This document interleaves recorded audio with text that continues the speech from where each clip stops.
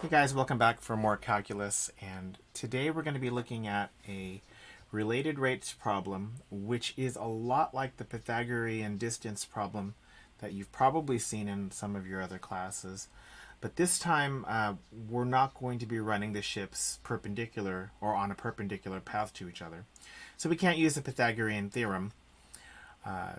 This problem is called the two ships problem, so let's have a look at it over there.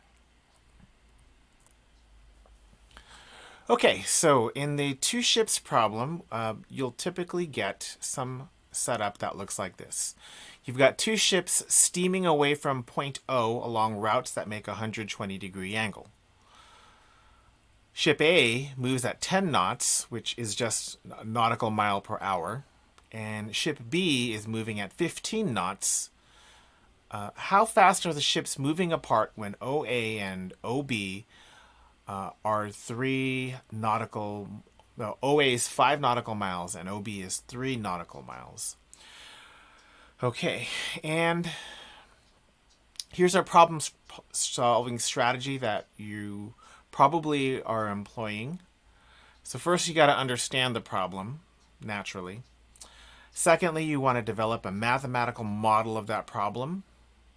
Then you're going to write an equation that relates the variable whose rate of change you seek with the variable or variables whose rates of change you already know. Notice that in this one we know 2 rates of changes already, and we just need to find a third rate of change. Maybe that's going a little too far ahead of you right now. Next, you want to differentiate both sides of the equation implicitly with respect to time t. And then you're going to substitute values for any quantities that depend on time. That's going to be those derivatives or the rates. And then finally interpret the solution. We're going to go through all of this in this one question. So some things to understand in this problem is that the ships are not moving at a right angle, non-right angles. And that means that, well, we'll get to that in a second. But overall, the ships are moving away from each other. Hopefully you got that sense with that 120-degree angle, which means the distance between the two ships is increasing. And if you add and subtract those two rates, then you should get that the rate should be increasing somewhere between 5 and 25 knots or nautical miles per hour. That's going to be important for error checking or dummy checking your answer. Maybe you will get the correct answer, maybe not. But if we get something between 5 and 25 knots, we're pretty confident that we answered the question correctly. And back to that first point, because the ships are not moving at right angles, we cannot use the Pythagorean theorem, which would be the basic part of this problem, or the basic problem of this type. So let's take a look at a diagram. We've got our two steamships moving away from point O, and the angle that they form there is 120 degrees, which is 2 pi over 3 radians. Letter C, or that distance right there, that's the distance between the two ships. And we know that that distance is increasing just taking a look at how those ships are moving. One's moving, up over this direction. The other one's moving up in that direction. And that should create a larger distance C. So let's write an equation, and like we said before, there is no Pythagorean theorem here. So what we're going to use is actually the law of cosines. Maybe you remember that from trigonometry. The law of cosines is basically a more general version of the Pythagorean theorem, which means if you know 2 sides of a right triangle and the angle between those 2 sides, you will be able to get the length of that unknown third side, which is exactly what we want to do for this problem. So here's our Pythagorean theorem, or not our Pythagorean theorem, our law of cosines. And this was just copy and pasted right off of Google. We've got c is equal to the square root of a squared plus b squared minus 2ab cosine of gamma. So notice without that third term in the radical, this is the Pythagorean theorem. So that third term there is used to decrease or increase the length of that third unknown side C. So in the diagram, of course, A is that distance on one side of the triangle. B is the distance on the other side of the triangle. Gamma is the angle between them. And C is that unknown side. Typically, that's what we're solving for. You could probably use the law of cosines to find either A or B. Not probably. You could definitely use the law of cosines to find side A and side B. But that's a more advanced application of the law of cosines, which, we're not really interested in law of cosines per se. We're interested in the calculus here. So let's go back to that diagram and let's mark up our sides. There's our side A, the first unknown side. There's our side B, the second unknown side. And maybe I shouldn't be using the word unknown. They're the sides that are changing. That distance A, if we go back, that distance A is increasing. That distance B is also increasing. So we don't want to fix those distances just yet, so we'll keep them as variable. Here's our angle gamma. It's 120 degrees, or 2 pi over 3 radians. And there's our unknown side, C. And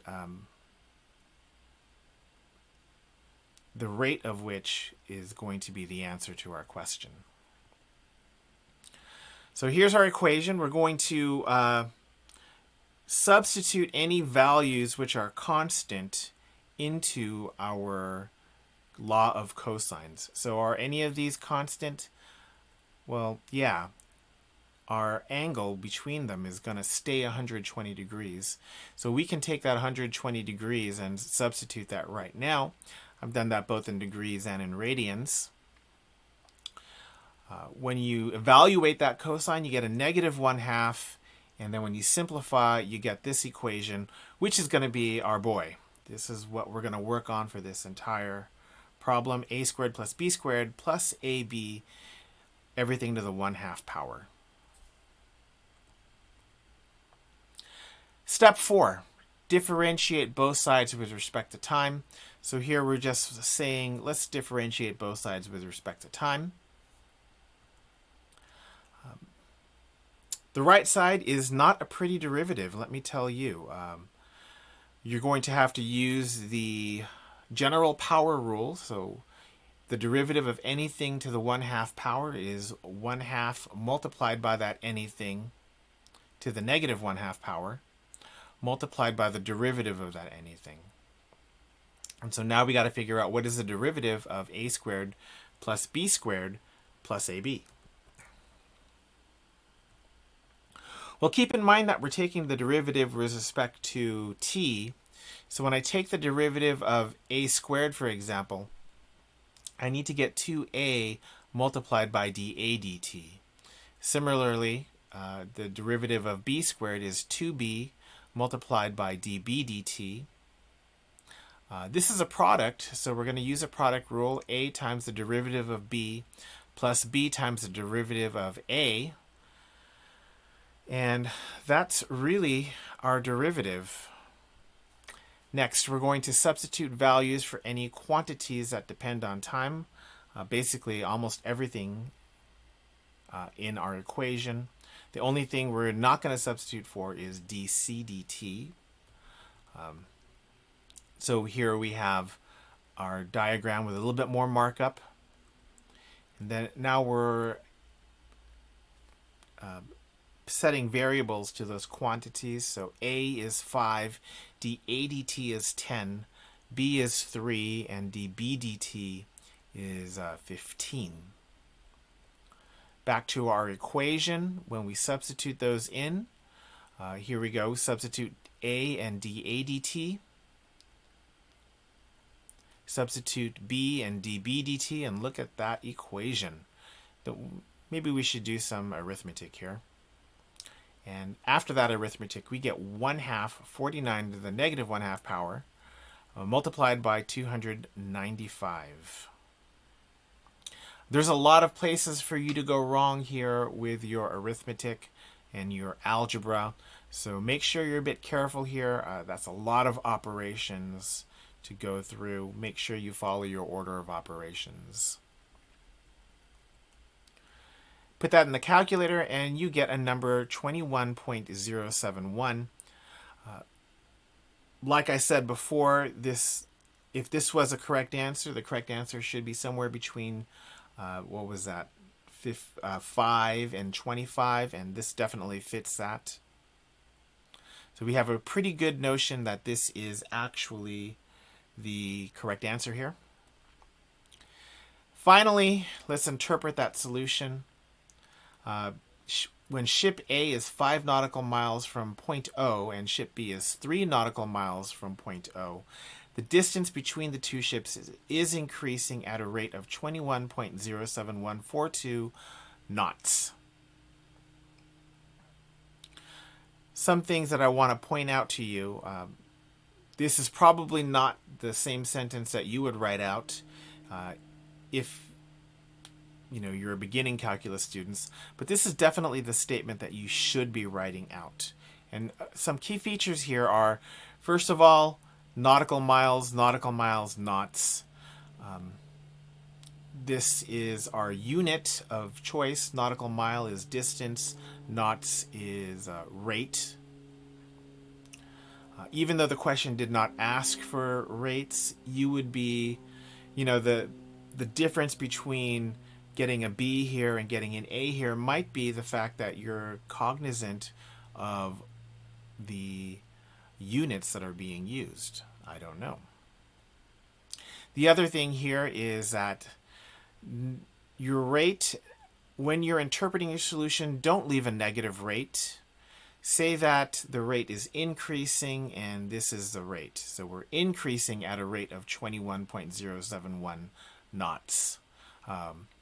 We wouldn't say decreasing at a rate of negative 21, or that's just crazy. Just say decreasing at a rate of, and then whatever that rate is.